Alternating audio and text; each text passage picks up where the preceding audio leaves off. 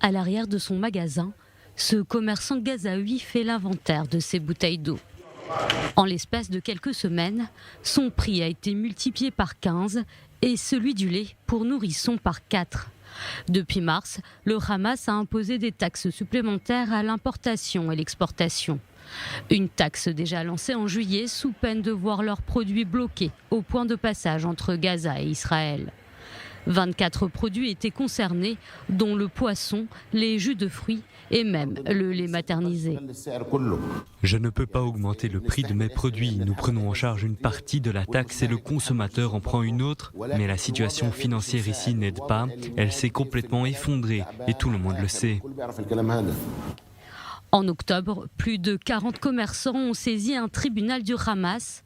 En mars, ils se sont mis en grève, rejoints par de nombreux autres Gazaouis.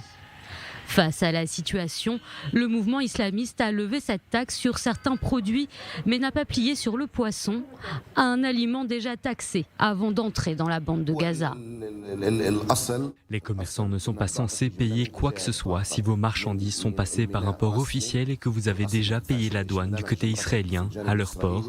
Auparavant, les Israéliens imposaient un permis d'importation qui coûtait 50 shekels par tonne, mais nous avons été surpris de voir qu'en juillet et août dernier, le permis d'importation a été porté à 200 shekels. Pour les économistes, cette taxe à l'import-export est une véritable extorsion et n'est pas du tout justifiée. Dans un territoire où le chômage atteint 45% de la population active, les Gazaouis ont de plus en plus de mal à s'en sortir.